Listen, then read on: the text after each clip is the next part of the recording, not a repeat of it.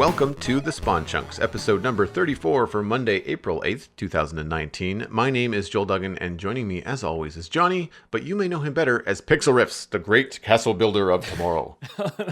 of tomorrow, definitely. Not necessarily the great castle builder of now.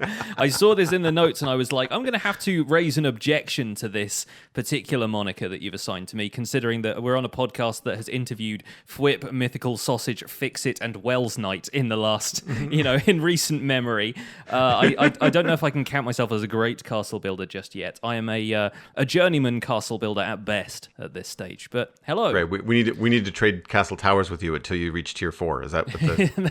that's how it works? I'm pretty sure. Yes, I am now Nice. an NPC. Put me in the game.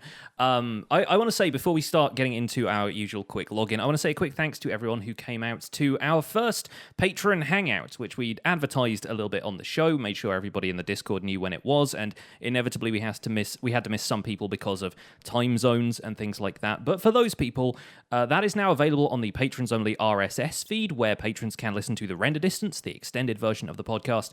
We had a lot of fun. It was great to chat to people about the direction the podcast is going, our ideas for the future, and we had sort of an interaction or two with the chat. We're expecting in future that we'll kind of get into the swing of these things if we're doing them quarterly, and we'll probably encourage people to submit a few more questions so that we can kind of keep the discussion going in the direction people want us to. But if you're happy to just tune in and hear us talk for a little bit, that's absolutely fine too. That's what the rest of the show is, I guess. Yeah, we got into some chat room questions and stuff a little bit later on. Yeah. We had kind of some State of the Union things that we had to get into at first. Yeah, and it's perhaps going to be pared down a little bit in future. It's going to be a bit more kind of a little bit more structured. It was our first time doing it, so there are always going to be a few things to iron out. Yeah, I agree. I double checked my podcast app that I use to subscribe to the member only RSS feed on the Patreon page. The episode, the quarterly hangout came down this morning. Like automatically. So if you are already subscribed on the Patreon page, then you don't have to do anything. These quarterly hangouts will just show up on your podcast feed as an extra episode that week, which is cool. Looks like the next one is probably going to be somewhere around the first week of July. It's always hard because that's like a Canadian, US holiday sort of time. But we tend to. It looks like we're going to be putting them in kind of like in the week after the quarter closes. It gives us the time to kind of like crunch some numbers and take a look at some stuff to talk about, and an opportunity for people to write in with any questions. Yeah, we'll let you know when the next one happens. We'll give you advance notice for sure. Yeah. So going back to the castles, obviously, I mean, you had started a castle build in your Minecraft play this week. I watched the episode. I'm all caught up. How was that to make? Like, I mean, making a video about it is one thing, but like, how was it like from the ground to try and envision, what you were doing with the castle? I tell you what, it helped enormously having a second instance open, and like just watching it from a top-down perspective really made all the difference. Like I was almost watching that more than I was watching what I was doing in my main screen where I was actually placing the blocks, because knowing what the layout looks like from above is really, really useful for that kind of thing. So if anyone is interested in castle building, I would encourage you to either do that or at least set up like an easy ender pearl target that's up in the air, or, grab your Elektra and some fireworks and fly up and take a look from the top down, because that's so useful in seeing where everything is. If you've got a hilltop you can fly to, even just to look at it from a distance really does make all the difference. It's always, especially with something on that scale, about the bigger picture, and just looking at it from the region of you're looking at the 6 or 7 blocks that are in front of you, it doesn't make a whole lot of sense until you see it from outside. Yeah, something I do find difficult with big builds like that in Minecraft is getting that perspective on, when you're building a castle tower that's like 9 blocks wide or something like that. You can't even see the curve of it when you're standing in front of it. You really have to back up. Yeah. And it's a little bit tedious, I find sometimes on stream, but it's worth it to continuously be using, even if you're just backing up without going vertical, just using an ender pearl to just shoot yourself, 50 blocks or 20 blocks back, so you can turn around, look at it and go like, no, that needs to be taller, or actually, no, that's good, or, whatever those decisions are. Did you plan this out in any other way before you started building, or did you just go straight into Minecraft? Just free-handed it in survival. I didn't think I was going to go anywhere with it if I sort of drafted it in creative first. And I was editing stuff as I went too. Like if I looked over at the kind of third person top down view and went, no, that doesn't quite look right, I would go back and I would just cut that section out of the video and keep building it in the direction that I wanted to. So that allowed me to edit it as I went, but I was pretty happy with the results. I should also say a big thank you to our friend Whip, who made a fantastic tutorial that I think came out a little bit before we invited him on the show. And yeah, I was basically not following that to the letter because obviously I wanted to make the castle a little bit more my own, but his instructions for how to lay out the boundary of a castle and kind of get the floor plan done, get the blueprint in place, it was phenomenally useful. And I'm so happy that existed and gave me the pointers that I needed to start this off. And there are a few things structurally that he's done differently to what I've done. And I think what I need to do is work on the floor plan a little bit more and create more rooms that are not necessarily, they don't have a foundation on the floor, but maybe they're raised up and there's like an archway that you can walk under that I haven't necessarily laid out in the blueprints quite yet. But these little connections and stuff I think I will get to. He's got more of like a castle keep, great hall kind of area that I think mine lacks. So I'm trying to figure out a way to integrate that kind of stuff. But it's a work in progress right now.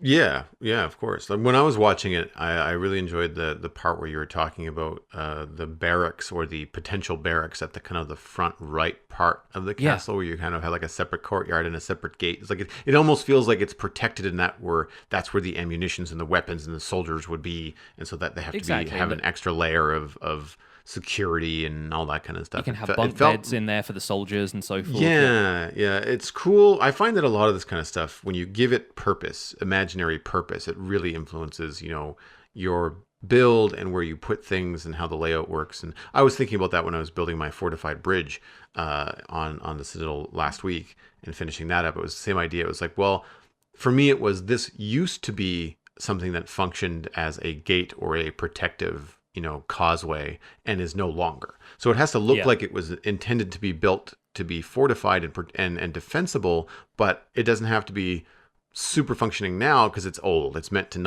be repurposed now as just a bridge. And yes, there's towers, but they're no longer, the arrow slits are not there because they don't need to be there, all that kind of stuff. Yeah, not only that, but you have to think of the consideration that also it has to be functional for you as a player. That's the main thing I thought of with this is like, this castle doesn't seem all that defensible. It's between these two mountains. The main gate basically leads you straight through to what I'm thinking of as the throne room, or like the main area where the nether portal is, which is supposed to be what these people are keeping secret from the rest of the town. Not a very well kept secret if you can basically go a straight line from the main door and get to it, right? That's where the battering ram goes if you're thinking about sieging this place. But the other side of that is that's where my nether portal connects me to my nether hub. I've removed the nether portal that I had over at my farmhouse just because for the lore of the world, it doesn't really make sense for this farmer to have a nether portal in a cliff right next to his wheat field. But then, as a player, I've got to go to and from that nether portal to get to the nether and go anywhere else. So, much as I want to make the castle layout a little bit realistic and make it feel like it is defended, I also need to be able to get to that nether portal in a hurry, and from the nether portal to go back to anywhere else around Founder's Forge, the town I'm building. So, it's that sort of dual consideration of, yes, this has to look like something that if the world were populated by this fictional group of people, then they would have some means to defend the place, and that's why it narrows a little bit on the way in, and there's going to be nice big walls for people to, level crossbows at whoever comes to visit. But also for me, as the solitary real occupant of the world, I need to get to that nether portal in a hurry.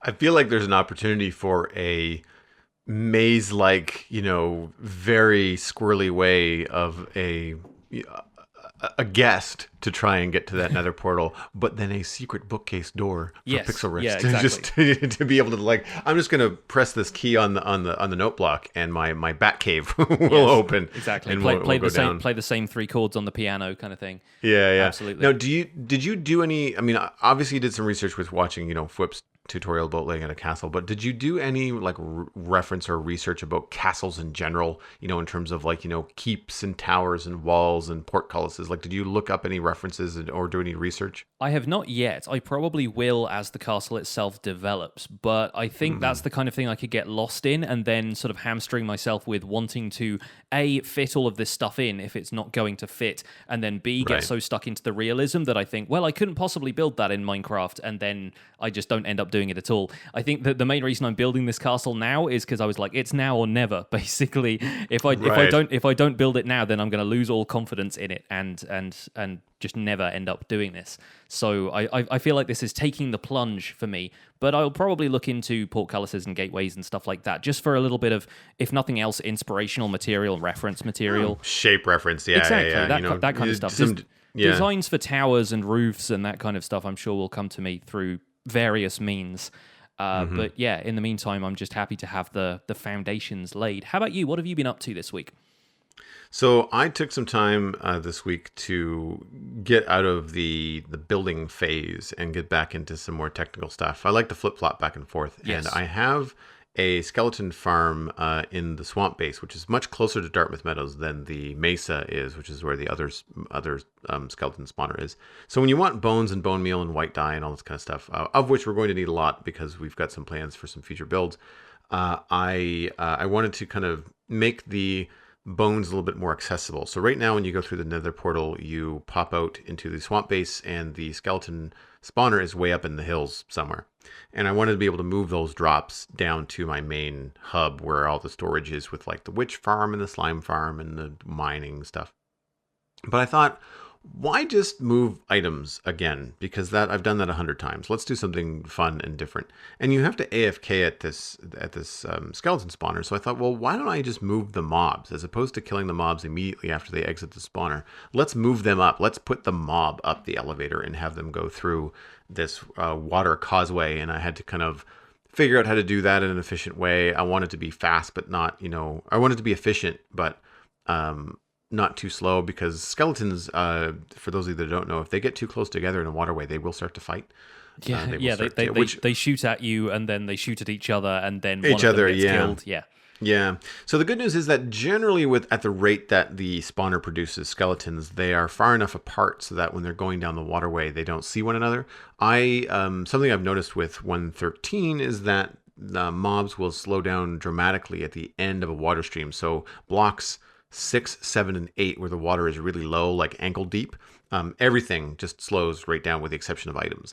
So if you make your waterways 5 blocks long instead of 8, then you can maintain that constant speed, especially if you put regular ice underneath them. So I've got this kind of cool looking ice, white glass mob like waterway happening, and it's pretty good. So basically, by the time a skeleton gets into the next phase of the water stream, his head is in water, so he can't see the person right behind him. So they never really get angry unless they really start to pile up. Sure. And then I'm dropping them off a cliff, which is incredibly satisfying. Even though you can't see them land from the AFK spot, which is disappointing, but you can see them drop a good half of the 30 blocks they drop. Yeah. So they just kind of like exit the water stream, catch on fire because the sun is out most of the time, and then at the moment they just hit a log. I'm debating on how to kill them, because what I don't want to do, I don't want to have them just go into a hopper, have the items go into a dropper, and have that dropper on a clock constantly spitting the items out into the water stream. I've done that 100 times, and the challenge that I'm putting for myself here is to kill them in a different way. The drop, I thought, might kill them, and it does if they hit a solid block, but of course, then there's no way to move those items. Like the items just sit there on the block. The only way to do it would be with a hopper or a hopper minecart, and all of it, like there's no way to get them back into a water stream easily without having a dropper and a clock. Yeah. So I think what I'm going to do is, at first I thought I was just going to like daylight the whole thing and let them slowly cook on their way down to the base. But of course, when you get skeletons that spawn with armor on, then they don't burn in the sun. So I think I might have to install a couple of lava blades that kind of cut them down to size along the way, which might be kind of fun as well. It's almost like it's like we're putting the skeletons through a processing plant. Yeah. That just kind of mows them down. Part of what I was thinking was, could you have some sort of slime block thing to push the items instead of having a water stream guide them or a hopper pick them up? But then if a skeleton lands on that, you then have bouncing skeletons. So I'm not sure if that's quite what you want. But yeah, and even then you still have to have some sort of, I mean, I guess you could use a tripwire to like do like a delayed redstone, but then you still have something kind of running on a not a clock, but you'd still have that sort of problem. I thought about the piston thing too.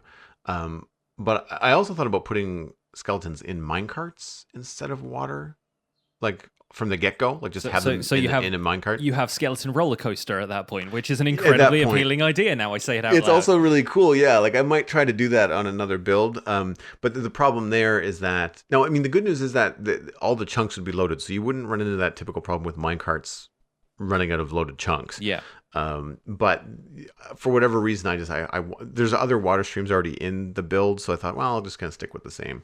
I do like the idea of watching items come in and flow through the system and stuff like that. So yeah, I started that, and it's one of those projects that's nice because the next couple of stream sessions I think are going to be dedicated to this because we really only did the adjustment of the spawner. Which was already set up, but like adjusting the water stream, getting the skeletons up into the waterway, and shooting them off the cliff. After that, they just stop. It just doesn't go anywhere. I can't collect items, so I have to finish the water stream, sort out the sorting system, all that kind of stuff. But that's the kind of stuff that I really like doing. Mm-hmm. I have a challenge ahead of finalizing the design for my central area in the swamp. It's been the makeshift bush floor for months, and I just can't decide what I want to do with it. In one way, I like the way that it looks, but it also feels very out of place for the build. So I almost kind of have to like make a mental note. Okay, this looks good, but it doesn't look good here. Yeah, sure. So we have to take a bunch of screenshots and make a mental note for another build at another place that this might work for. So I think that's maybe my reservation for tearing it up. But at the time, it was just an easy spawn-proof block. Just put bushes everywhere, and then you're fine.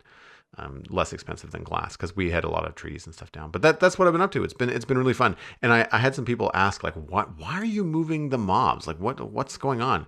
And it's purely for fun. Yeah. It's, I don't need to. The farm worked just fine the way that it was. It collected bows and bones and it was all good. But I would much prefer to just have the mobs go by. It's funny. It makes me laugh. I think sooner or later I'm going to reach that point where I've got a skeleton spawner, spider spawners. I've got all this various stuff. I'm probably going to build a witch farm at some point soon because I have a perfect witch hut for that, by the way. I think I posted a picture of it in the Spawn Chunks Discord, but it is effectively it's on the edge of an ocean biome. It's a swamp. The swamp section is relatively slim in terms of the terrain that's actually there, and it's right on the edge of an ocean. There's a mountain nearby that might be a problem because of course a giant mountain has to generate nearby, being the largest amount of terrain I would have to take down. But if you AFK in the right place, I imagine you would not generate a huge amount of stuff other than the witches in the farms. So potentially, even though single hut witch farms don't produce all that much these days, apparently, and people are like, I wouldn't build anything if it was like anything less than a triple witch farm. I'm like, guys, I can take it one step at a time. I don't need that much redstone. And that's the thing. I'm kind of eyeballing it at this stage. It's for a single player world, even for a server. Like we have a single witch farm right now. It's not a big fancy one. It's dispensers and water. It's not even a shifting floor. But because it's in a place where I built my mine and my slime farm and all these things, naturally by doing all that kind of stuff underground, I lit up a lot of the area. I did some caving as well, but I naturally just lit up a huge amount of space immediately nearby the witch hut.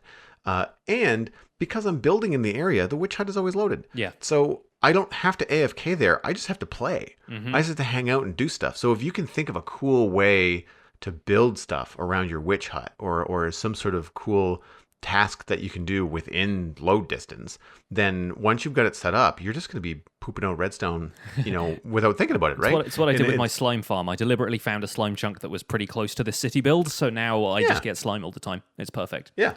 Needed like a slime fountain. I think you'd have those water stream, put those up to the surface and have it be like a little slime ball. Yes. Like to show off, like I've got so much of this stuff that I can just spew it into the air and not care. Let me just casually pollute the environment around me with this stuff. We will Yeah. see. Right, so let's move on to the news. Let's talk about Minecraft Java Snapshot 19W14A/B. The B snapshot just had some bug fixes and performance improvements, but there are a couple of bug fixes we wanted to dwell on. First, let's go through the features here. Cats can now spawn naturally in villages and not just upon world generation. So those of you guys who have visited a village in the snapshots will know that cats now kind of patrol around, and apparently they were just spawning when you generated the terrain the first time, but now they should kind of pop up every now and again, as passive mobs tend to do, which is great.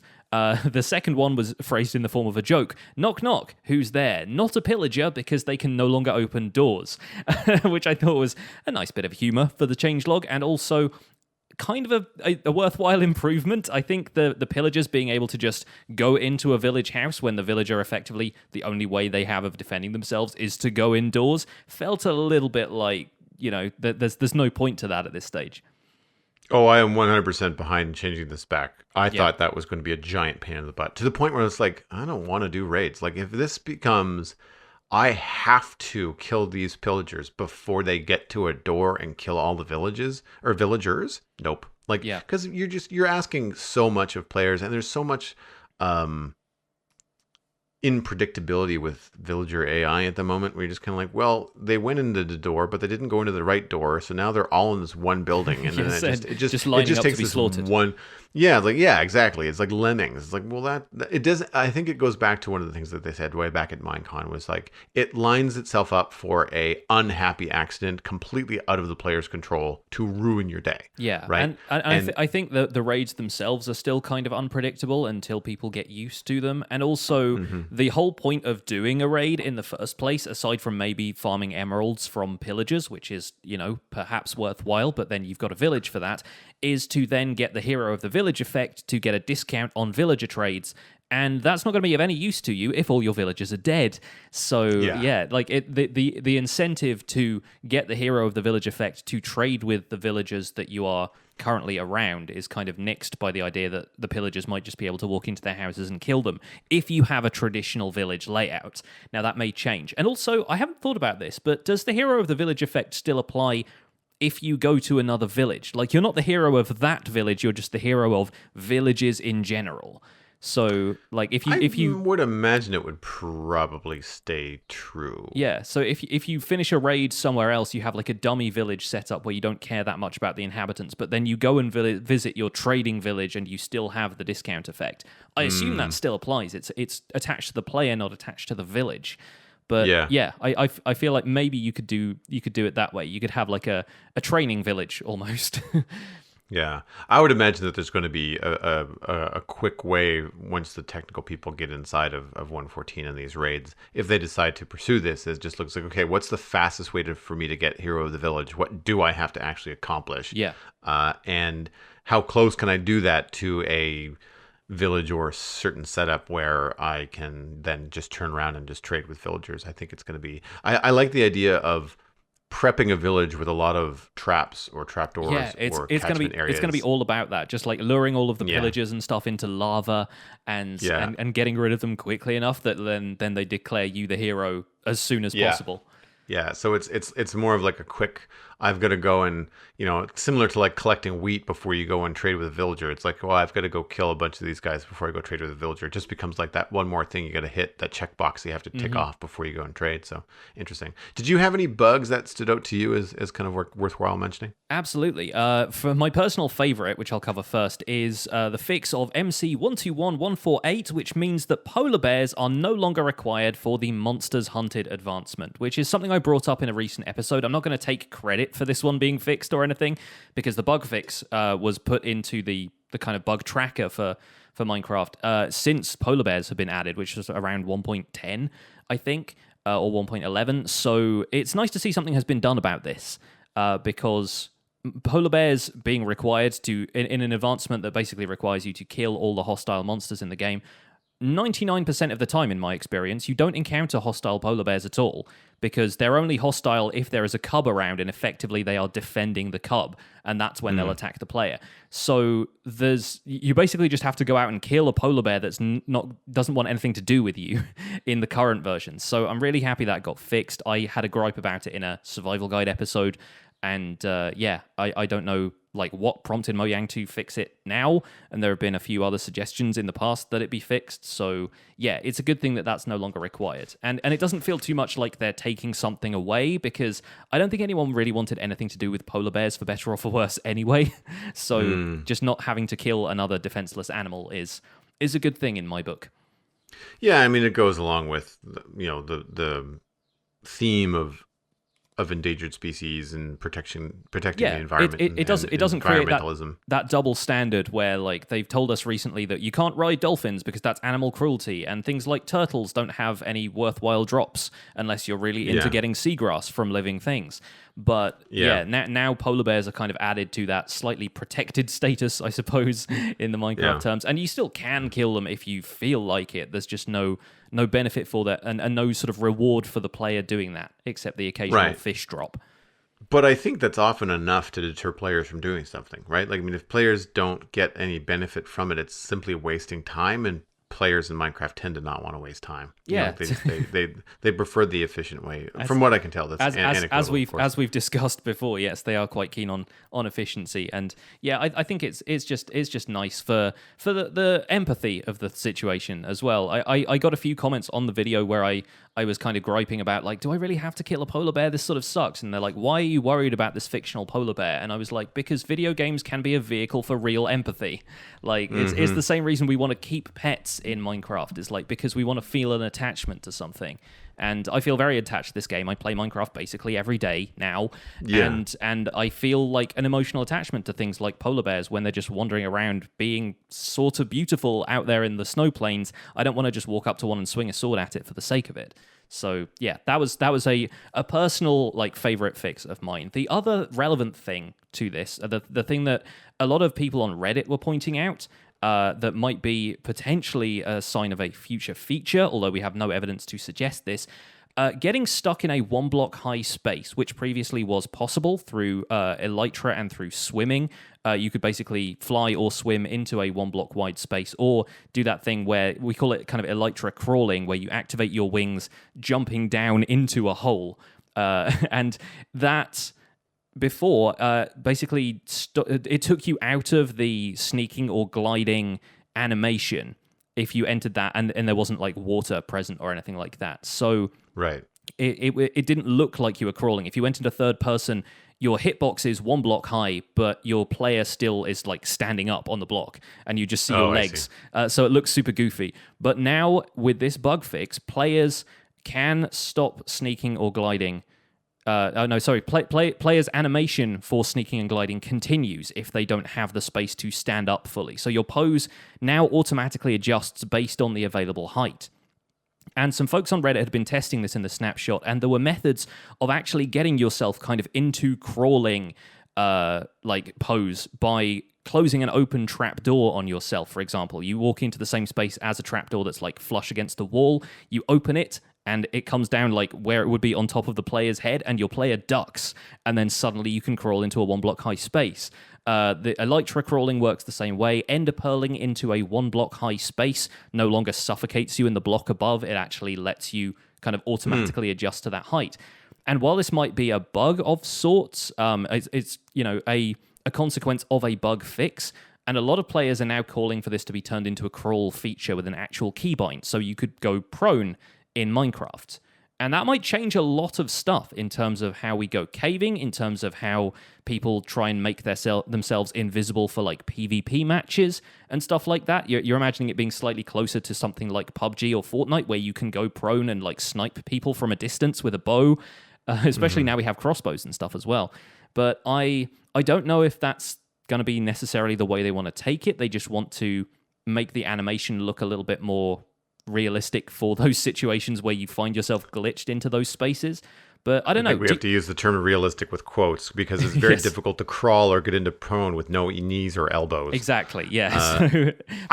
I can appreciate the player function of like, not being suffocated when you're in a one high space. I've seen that Elektra trick where people kind of dive underneath the block and all that kind of stuff. I use that all the time, for the record. Like I get around my single player world like that quite frequently. If I just need to duck under a redstone contraption that's in the way or something, like I'll find myself doing that quite regularly. I don't see the big deal about the animation though, because I never look at myself in third person in the game. I mean, sometimes, I guess more often you'll see that, people that make Minecraft videos will do it as a way to try and engage with the viewer. But like I never look at myself in third person unless I'm showing something off to the camera. And when I do, I'm very unlikely to do it in a closed space because the camera is so glitchy that you most of the time just end up either looking at your nose from 3 inches in front of your face, or there's a block in the way and you can't see anything. Yeah, the camera has collision with blocks, and so you end up getting a really tight angle on your face. I think it's probably just for the legitimacy of it being a sort of feature, I guess, if we're going to call it that right now. And also, I guess it probably comes up more frequently on multiplayer servers. If you're like, come with me through this little hole that you can dive into using Elytra, and then you're just a bunch of guys just walking straight up with your heads glitched through the blocks above you. It doesn't necessarily make a huge amount of sense to see that in the rare occasions on which you would see it.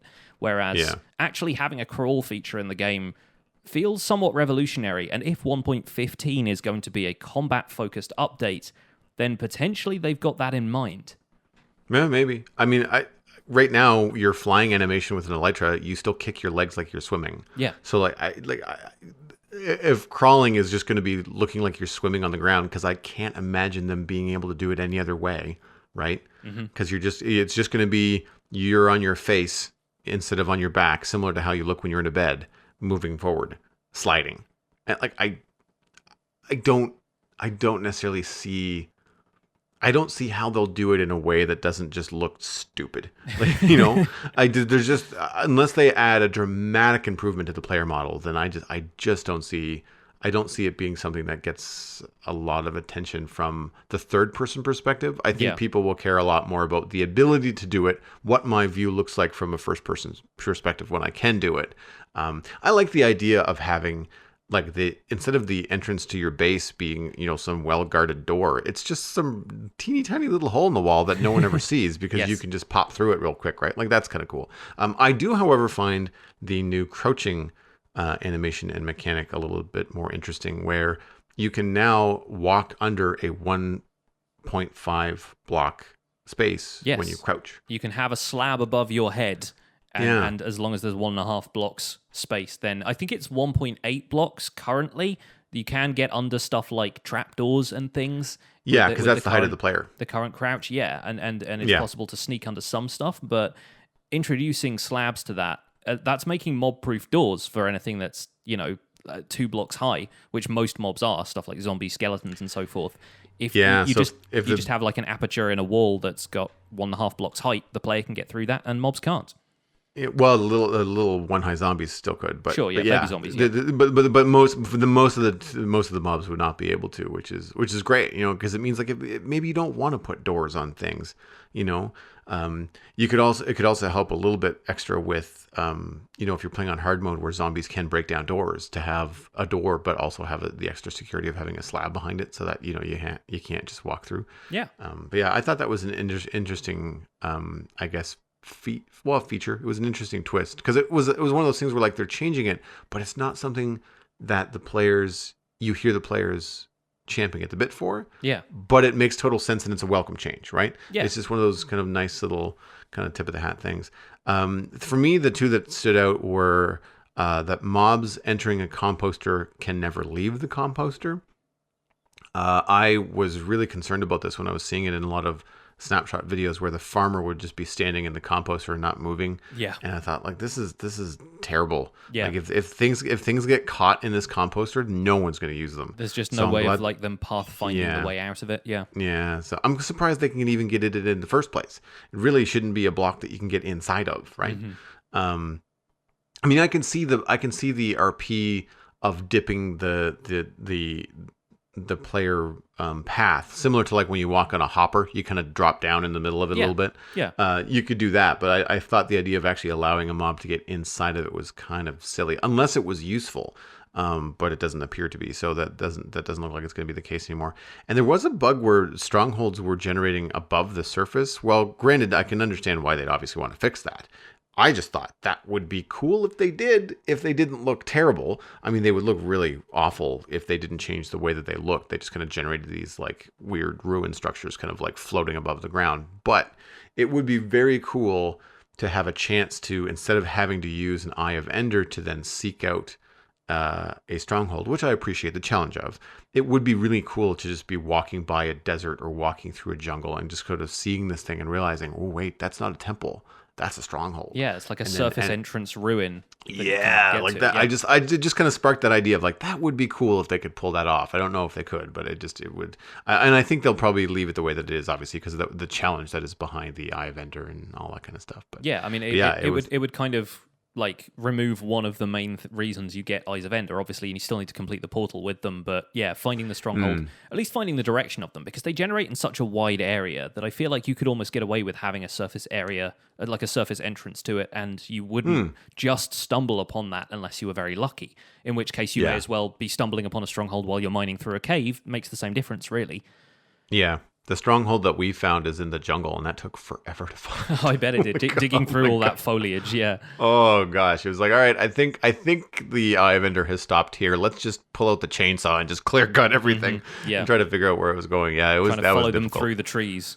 Yeah, absolutely.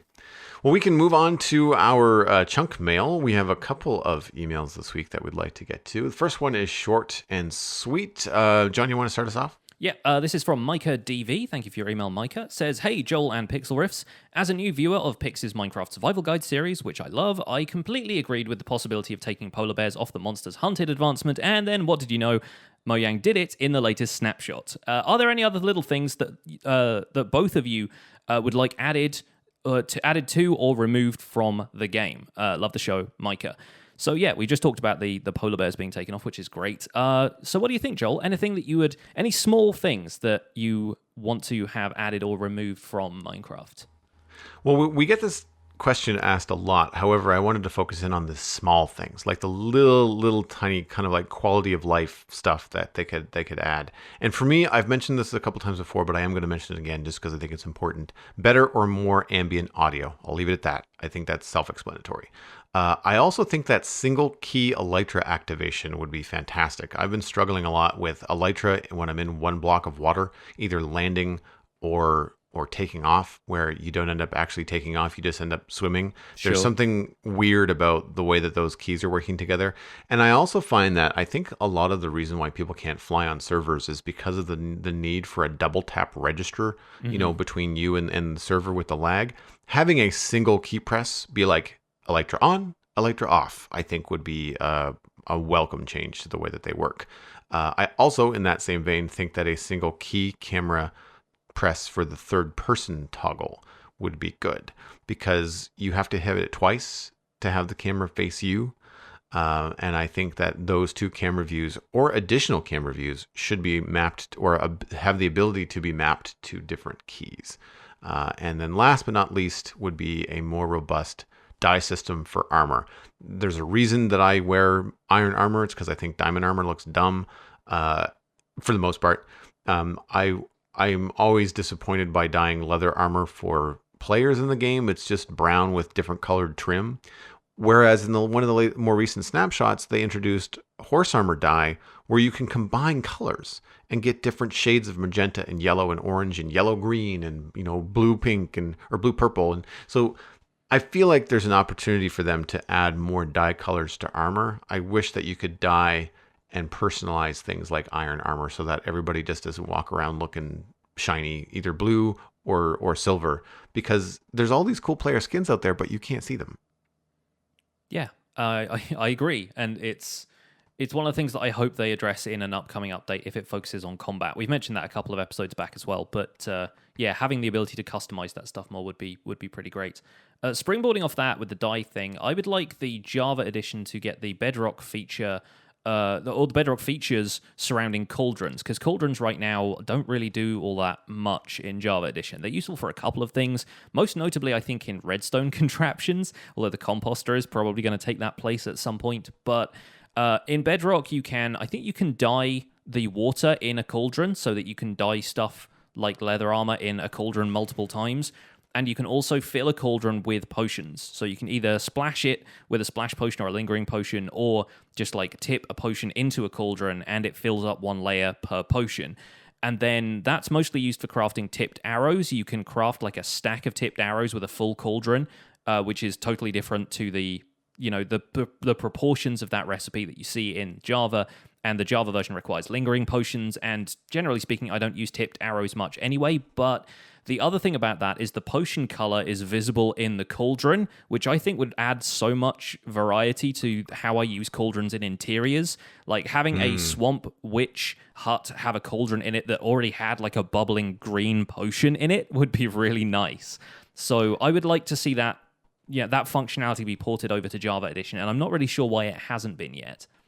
Yeah, I think that would be an excellent addition too. As soon as I read that in the notes, it's like, oh yeah, that would make things really cool. Be neat with the new blocks too. Like if you put a campfire under a cauldron, then the cauldron would bubble, similar to how a bubble column bubbles. Would be very cool. Or I guess alternatively, if you didn't want to do the campfire thing, you could also just put like a fire resistance potion or any kind of fire potion into the cauldron, and maybe it doesn't change it orange, but it would maybe then make it bubble or boil or something. Yeah, that would be really cool. I like the idea too of having multiple colors for banners, being able to have more than just the 16 primary colors. I think would open up, areas for some people. I mean, it gets super complicated super quickly, right? Like you have to have a limit somewhere. But I think they've done a pretty good job with that horse armor, because there's only like 2 steps between yellow and orange. It's like you get yellow-orange and you get orange-yellow, and then you have the orange and yellows on either side. Like there's only 2 steps in between. They don't have like, infinite little gradients. Yeah. So yeah, I think there's some room for, I don't know whether it's RP or whether it's just like the idea of just being able to feel a little bit more connected with the game. And I also feel like I left this out, but we have to give Sausage a nod and be like, yeah, dogs. We have to need more dogs. Need more dogs in the game. Well, we have one more email to read. It's not a super long discussion, but I thought it was an interesting point and a response to something we mentioned on an earlier episode. And the email is from Sammy, and they said, "Hey, Pixel Riffs and Joel, I really enjoyed episode 32 of the Spawn Chunks. I happen to already be thinking about difficulty in Minecraft. Currently, I'm playing an SSP Bedrock with Keep Inventory turned on to ease myself back into playing the game, get used to differences from Java, and reintroduce some friends to Minecraft. The official line between cheating and preference options feel pretty arbitrary to me. Turning off fire tick is okay, but turning off mob creeping isn't. You can change the world to peaceful, but you can't turn off mob spawning. I want to be able to set up a world where inexperienced players can have goals, advancements/achievements, see our conversation later this episode, but not get put off by losing everything out of certain frustration with parts in the game. In Bedrock, end portals currently have a chance to suffocate you or getting you stuck in an infinite teleporting loop. It feels unfair that using commands labeled as quote-unquote cheats to avoid things like this are permanently disables achievements in the game. The fact that Keep Inventory is labeled as a cheat makes me feel a little guilty for trying to get the best experience I can out of the game. On an unrelated note, excuse me, I'd like stars in Minecraft to be updated. They've not got changed since 2012. Their position is generated by a set seed. It would be nice if it matched a world seed instead, so you didn't know what sky you're going to get. It would all depend on what seed you had. Also, shooting stars would be cool. I agree. I have shooting stars in a texture pack, and they are really fun. I tried to keep it short. You failed, but it was well worth sending in. I'm not criticizing. I'm glad that you had quite a lot to say about the rules. I don't have a lot to contribute other than I agree with most of what Sammy says. I think that some simple word changes with how they frame options in the game away from calling them cheats to Yeah. calling them either options or preferences or settings, like game settings or gameplay mechanics. However you want to adjust them, they could call them adjustments. Just, I think they have to move away from calling them cheats, because it sets up the wrong mentality in the general player base, where Yeah. you will have someone saying you're cheating because you're playing the game this way, when really you're playing a sandbox game the way that you want to play, in the way that you and your friends can get the best experience. And that's not cheating, that's Minecraft, right? Yeah. Yeah, I 100% agree. I think that right now there's some interesting discourse going on in the wider gaming community about whether cheat modes should be rebranded as more like an accessibility setting for some games, specifically in action games. I've been noticing this around this new game that's kind of like a Dark Souls style thing, from the same people, I believe. It's called Sekiro: Shadows Die Twice. I've heard this a lot, yeah. Yeah, and a lot of people are talking about like cheating their way through some sections of that game, and there's a lot of people railing against that and saying like, you haven't had the proper experience of the game, you've risked nothing, you lose, good day, sir. And I roll my eyes at that stuff, because ultimately it's not affecting the way you play the game. So, you know, just because somebody else found a different way to beat the game under their own terms doesn't mean that that cheapens your victory if you're the one who's gone through this in hard mode. It just makes it more available to other people who might want to see the end. I've heard the argument before. This was in a TV show a while ago that Charlie Brooker did here in the UK, and I think the comedian Dara O'Brien was the one who said this. The video games are a really weird form of media because they deny you content unless you're able to complete a task. But it's like reading a book or watching a film, but then 10 minutes in you have to stop and take a quiz before you can watch the rest of it or read any more. Like Yeah. chapter 1, you get the book club questions come in, like what are the main themes of the book so far, you know? And obviously it's a different experience, and video games are intended to be interactive. Comparing these forms of media doesn't necessarily lead to the most productive argument, but it's a funny thing to think about, really, is that, you know, for whatever reason, video games will gate that content from you, and you don't get to see the end of this thing just by sitting back and passively watching. And if an element of it becomes too difficult for you, then the game just kind of goes, well, tough. Unless it's got some sort of accessibility mode that allows you to skip over parts of the game, make things a little bit easier for yourself, even going so far as to turn down the difficulty and stuff like that. But then I agree that branding these things as like a cheat mode doesn't really do it justice. And I think it creates this culture that, you know, makes fun of people who use those settings instead of realizing that sometimes they may need those settings for just their own enjoyment of the game to be able to get what they want out of the experience. And I think calling it accessibility brings up an excellent point too. You've seen a lot of development lately from Microsoft, I believe, with a large game controller meant for people that actually has some physical handicaps, you know, some physical setbacks, that they can't play games the same way that other people's play because they don't physically have the dexterity. Well, if someone really wants to play Minecraft, but they don't have the dexterity to keep up with attacking mobs, and it's better for them to turn mob creeping off because creepers blowing up their builds really, really sucks because they're not fast enough physically to kill the creeper before it happens, then that's not a cheat. That's just how that player wants to play the game. For me, I feel like we've had this discussion on the Citadel a couple times where people wanted to turn off mob griefing. We don't want to turn off mob spawning because we want the items and the drops and the farms and stuff. But for me, it was more like, well, that to me then stops being survival Minecraft. Like if there's nothing threatening my life and there's no consequences to things happening, then it's less of a game for me, right? I don't necessarily think that turning off mob griefing would be cheating, but for me, it's then no longer that specific mode of Minecraft. Yeah, it becomes, it's a boundary you're setting for yourself at that point. Yeah, exactly. And I think that's something that even rolls into the fact that we are very end game on the Citadel, and that, you know, like if I die, it's not the end of the world. I've thrown myself into lava with an ender pearl a couple weeks ago live on stream. And it was a pain in the butt, but it didn't really set me back much more than 30 minutes of I did it after the stream, but I got back up to snuff pretty fast. You know, now we've got some data packs on the server that make that a little bit easier, but in general, end game play, you can get back up to, you know, full gear and better pickaxes, and chances are that wasn't your only pickaxe that you lost anyway. So you can really get back into playing the game quite quickly. So it removes a lot of the penalty for dying. But people don't call end game cheating. Yeah. Right? You know, but I don't know. The idea that you've quote unquote earned that kind of stuff is hazy at best. And I feel like it's more and more becoming a weak justification for it.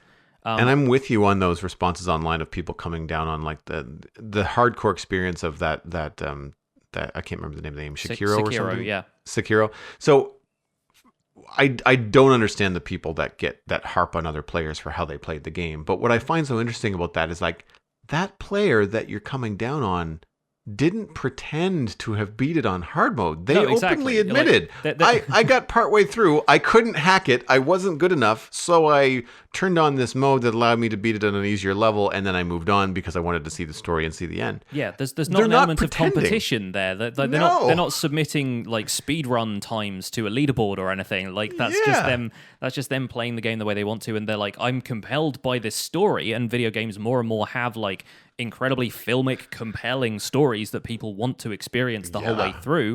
They want to see how it ends without watching some Let's Player on YouTube do it. Like, that's okay. Moving on from that conversation and briefly touching on the addition about stars, I haven't taken much time to look at the Minecraft stars lately, so I'm not certain that I would be able to tell one sky from another. If I stargaze for too long, I end up getting mauled by spiders. But I would like a more active sky, and it's... For a while, I used to play with a texture pack that enabled like a custom sky with, more interesting clouds and that kind of stuff. And I don't play with that anymore, primarily because I don't want to mislead viewers of the Minecraft Survival Guide into thinking that's just what Minecraft looks like by default. I would love Mojang to have a more active skybox. I think shooting stars would be kind of fun. I think it might be nice to just see like stuff floating past in much the same way that you suggested having more ambient sounds would be possible in the game. Yeah. I think stuff like that, as long as it didn't get too repetitive, if the same stuff happens every day with a rotating skybox, I can understand it being like, oh, that's the time the bird flies past. But I can see it having some improvements, and there are great texture packs out there that change that stuff up. So, oh man, I've got a. You don't realize how bland the default Minecraft stars are until you load up a custom sky pack. And even if there aren't fancy things like nebula or shooting stars, even if it's just a straight up texture pack of a sky, normally the person that makes it has thought, they've looked at the Minecraft sky and they've looked at the natural sky and thought like there could be some middle ground here with more stars and various degrees of brightness and stuff, and it really goes a long way. Really goes a long way to improving the nighttime experience, to the point where like I don't want to sleep necessarily right away. Like I kind of want to let it get dark for just a couple of minutes just to kind of to look around.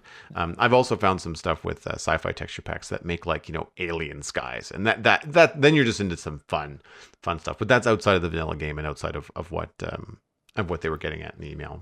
But yeah, there are opportunities to do that now. You just have to do it with the texture pack. So for our main discussion topic this week, I've been thinking a lot about advancements and achievements lately. I had basically an advancement week where, aside from a couple of videos, I went through and completed a bunch of stuff off of the advancement list here in Java Minecraft. And if anybody needs a quick refresher from this, by the way, you can go to the minecraftgamepedia.com advancements page, and there's a separate achievements page that lists the ones on Bedrock versus the ones on Java, which are called advancements. And I was wondering, like, how much do you and I rely on those to guide our gameplay progression versus how much you think it's a good sort of tutorial experience for new players to be guided through the progression by advancements.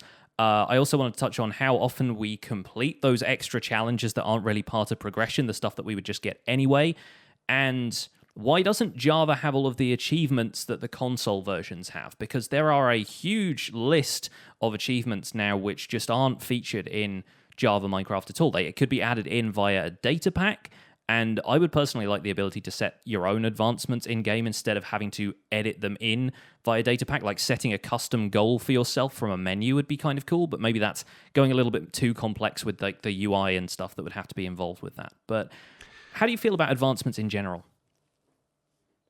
I have to be reminded that they're there. Right. Because I had the opportunity to play the game with a friend, and they showed me around and kind of showed me the ropes. And I was getting some of those advancements and some of the tooltips at the time. But I also had a friend to explain them to me rather than me having to read them and then dive in and research them. So I didn't use advancements to progress the game, or I might have looked at them once just to kind of see what they were. Yeah. But then once you realize that there wasn't any reward attached to them outside of maybe some experience, and maybe a guide is like, oh, quartz is in the nether, that's why I can't find it on the surface. Like the really noob questions that you have in like your first week or so playing the game when you don't have a lot of experience or exposure via YouTube and stuff like that, which I would say is like sort of waning. Like, like once you get into the game, discover that there's things to play on you or to watch on YouTube, you can get up to speed way faster in a way more fun way by watching Let's Plays and learning that way than anything in the game. And it's odd for me because I'm a completionist gamer. Like, I'm the guy playing Borderlands 2 right now going like, I don't want to move on because I still have to deliver these letters in this silly little quest, but that's the checkbox that I want to I want to check off. But there's a chance when I do that quest that I'm going to get a new gun, that I'm going to get a new ability, that I'm going to get more XP, and that as I do those, I know from experience in other video games that when I get to the the end parts of the game, because I've had the extra experience, I will be a stronger player and not die as much. I'm going through that with Legend of Zelda Breath of the Wild right now, of just like, I want to know what all of the moves are, I want to know what all of the weapons can do, like what is the best strategy for certain things. I need to be an absolute tank by the end of the game, have upgraded my health all the way and my stamina all the way to even have a chance at fighting the boss, because I've not seen any of it. I don't know what's coming up. So I'm like that. I'm a side quester. I do that kind of stuff. From a UI perspective, I didn't find advancements all that appealing to look at. Like, just all right, it's a tech tree, but then you realize, oh, nothing's locked. Like, I don't have to. I mean, in the game, sure, you have to punch wood before you can do anything else, usually. But the achievements, it's not like you're improving your skills. You can't mine faster by unlocking different achievements. You can't permanently increase your stats, your health, all that kind of stuff. And so I feel like without any kind of really worthwhile reward, because the reward is XP, well, once you have an XP farm, you're fine. Like, it becomes moot, right? So I think that they need to do something in there to maybe incentivize players. I've watched a little bit of modded Minecraft, and forgive me, I don't know what mod packs are involved because it's usually a big list of things. But people, watching people like Iskal85 or other people playing modded Minecraft where they have tasks, harvest. There's like a quest 50, book, like that kind of stuff. Yeah. Like harvest 50 cobblestone, but as a reward, they end up getting some sort of alternative currency in the mod pack. But something that you could do, for example, in Minecraft is like pick something astronomical like 10,000 stone, which for your first world in Minecraft, that's a lot. Like, that's a big ask. But if at the end of mining that 10,000 stone, you got the achievement of like crazy miner, and you got a pickaxe, like a diamond pickaxe that was unbreaking. It's not a lot, but it's something, right? And that's the kind of thing, those kind of little grains of sand, the little M&Ms in line, kind of like make me think like, oh yes, okay, one more. What do I get after that? Like, that was okay, but what do I get for 20,000 stone mined? Like, what do I get for 30,000 stone mined? And that is where I get into the rabbit hole of like, see you guys later. I have no life. I have to complete. I must finish, to the end. But I don't get that from the advancements. Yeah, in Minecraft. I think the thing about advancements in Minecraft is that because it's such a sandbox game, and the idea is that you go your own way with the game, if you want to, then making those advancements sort of, if not compulsory, then at least having more of a significant reward to them kind of distracts the player from whatever their personal goals are, which might be the pushback that they're getting in from a game philosophy point of view, why there aren't like stronger rewards for that. And it's a reward system that you see come up, like you said, in mod packs. I'll toss a few examples out there, seeing as I know them. Project Ozone Light has a quest book like that. I'm pretty sure Foolcraft 2 had a quest book. The Forever Stranded mod pack that I played had a quest book. Skyblock has achievements in a sort of written book in game, but it doesn't necessarily reward you with stuff. But yeah, there are a few things that have like quests that you can turn in. Yes, I've done this. Here are the items, and you get a reward from that. It sort of makes sense in the grand scheme of things, but it does direct play a lot more closely if you have such a strong reward system in place. And with the advancements that we have in Minecraft right now, you would run out of them quite quickly compared to enormous quest lines for all the different mods that you get in some of these more kitchen sink style mod packs. What I would kind of like to see is some of the console and Bedrock achievements in the Java game, because I mean, for one thing, just because of the puns, there are puns in. There are some great jokes in the achievement list, like Rainbow Collection is an achievement you get for gathering all 16 colors of wool. Right. The one for getting, you make a dispenser and you get an achievement called Dispense with This. And honorable mentions go to It's a Sign, where you just craft and place a sign. And there's a new one coming for the Village and Pillage update, Fruit on the Loom, where you make a banner using the Enchanted Golden Apple stencil, which I still don't have, by the way, so need to get my hands on that. Now, I acknowledge that some of them are incredibly trivial as far as gameplay goes. Like, there is an advancement called Pork Chop that just requires you to cook and eat a pork chop. I'm pretty sure there was one called Delicious Fish that was like, you just cook and eat a fish. It was the same kind of thing. Like you get 20 gamer score for just placing 4 sea pickles in a group. Enjoy your 20 gamer score for that. But then there are some things that are fun little challenges in that list, which kind of similar to stuff like bringing ghasts into the overworld, which is an advancement in Java Edition right now, and Furious Cocktail, where you have to brew all the potions. It kind of encourages players to experiment with those mechanics without saying this is all you do with them. And there's one in Xbox or Bedrock called Trampoline, which requires you to bounce 30 blocks upward off of a slime block. And that's not easy to do, because you have to land accurately on slime blocks. You have to obtain slime blocks in the first place, which might be difficult without a slime farm. And then you've got to find a high enough thing or build a high enough thing to jump off of, and then bounce 30 blocks upward, and then presumably land safely. I don't think that's necessary for the achievement, but you probably don't want to fall 30 blocks because that's full distance for you dying. So I think there's some opportunities to include more advancements like that as non-progression things in the game that would just be kind of fun to be rewarded for in some sense, and give people ideas for stuff to do after they've beaten the main progression of the game, which is a question I get quite a lot, is how do you sustain your interest in a world after you've beaten the dragon? And I think adding more advancements and stuff would be a solid way of doing that.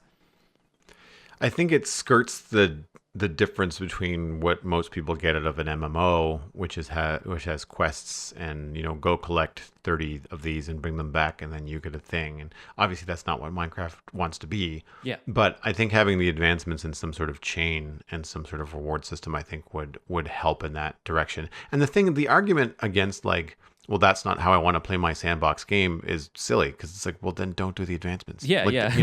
Play it exactly how I'm playing it right now, ignoring the advancements and just forgetting about it. I also think it's silly that advancements and achievements are called different things in the game. Yeah, it's a terminology change that happened in Java fairly recently, and I get that it's kind of advancing you through things rather than achievements are very specifically like an Xbox thing. In PlayStation 4, they're called trophies. And that contributes to an online profile where your score is visible, whereas in Java Minecraft, the advancements are per world. So it's very much about the progress of that world rather than your progress as a player. Yeah, but they're for all the PR that they spoke about, like making things more consistent across the different versions. Well, they're not. And it's pure language. It just pick something and call it that.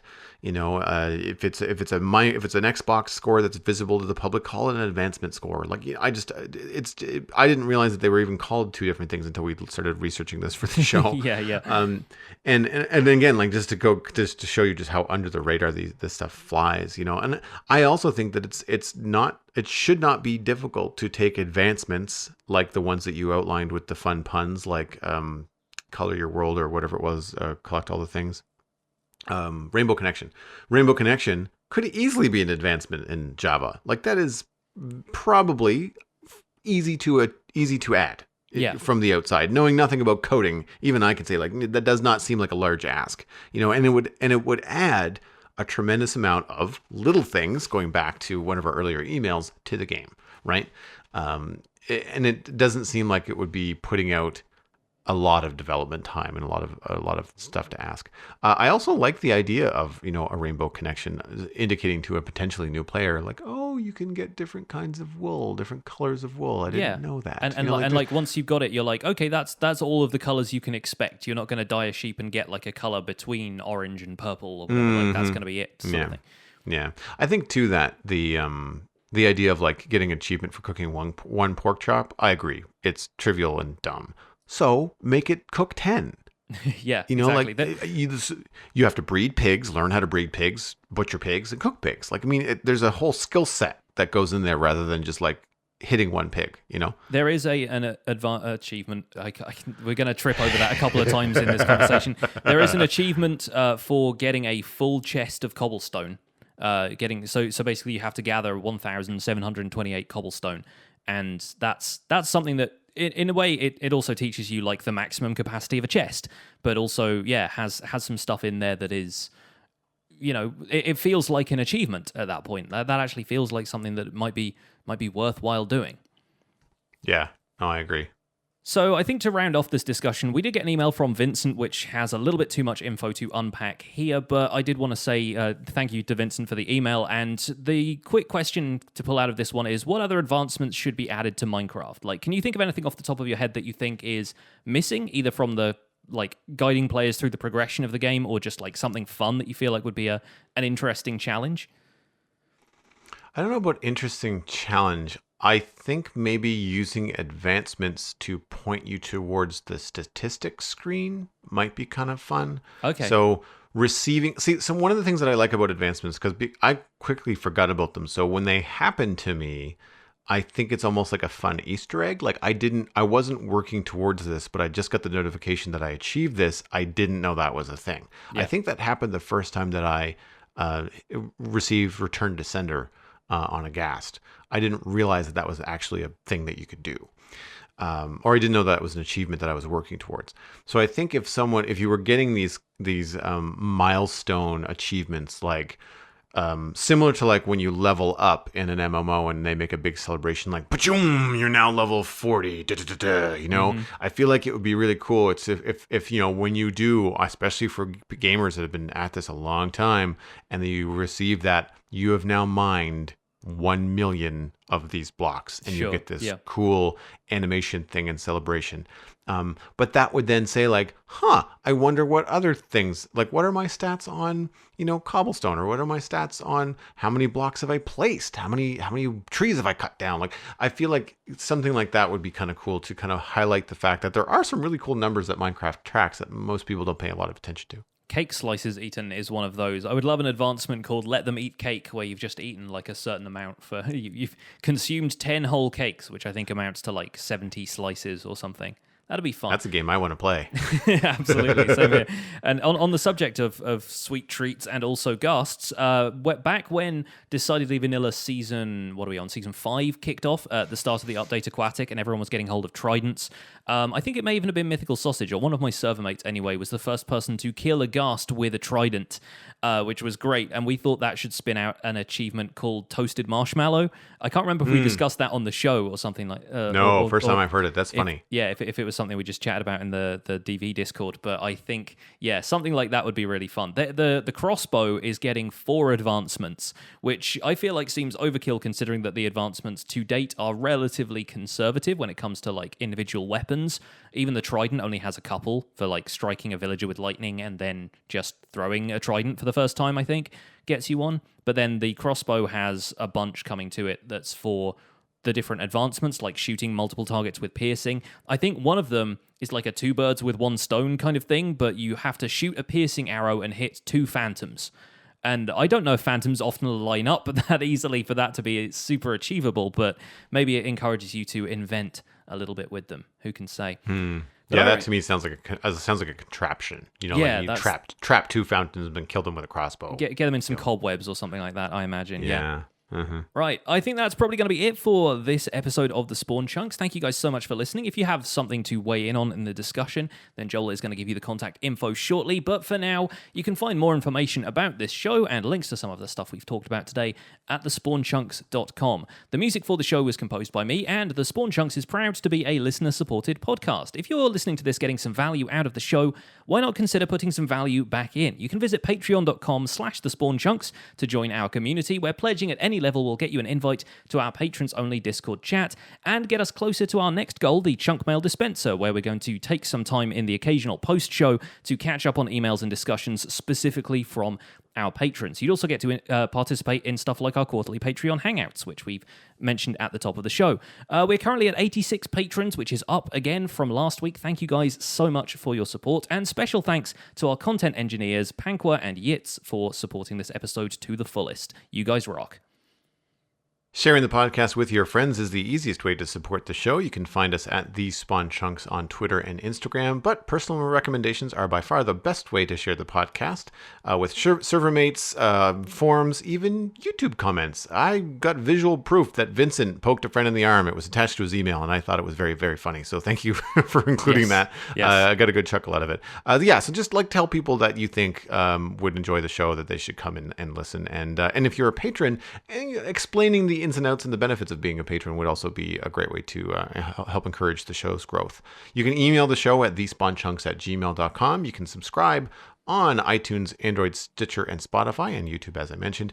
Podcast reviews are a great way to help rise the ranks of the show and discoverability on places like Android and iTunes. I forgot to look up the review for this week, so we don't have one, but we will have another one next week. The RSS feed is linked in the Spawn Chunks website, and the patron-only RSS feed is linked on the Patreon page, and that is the only place where you can listen to the render distance, the extended version of the podcast. My name is Pixelriffs, and you can find most of what I do at youtube.com/pixelriffs, where I attempt to make sense of this crazy and wonderful game in a series called the Minecraft Survival Guide. I'm also the voice for the unofficial Hermitcraft recap, which you can find through a quick YouTube search, and I stream Minecraft 3 days a week on Twitch. I'm probably going to be doing a lot of stone mining today to make up supplies for my castle. Aside from that, I'm at Pixelriffs on both Twitter and Instagram. Joel, how about you? Everything that I am doing online is at joelduggan.com. That's going to link you to Twitch, to YouTube. It's going to link you to social media and to the other podcasts I do. So it's a really, really easy way. I'm easy to find online. It's all just Joel Duggan. I'm going to point you towards Twitch because that's where I'm doing most of my content creation right now. But that's it. Thanks for visiting the Spawn Chunks. The world outside is infinite. Advance!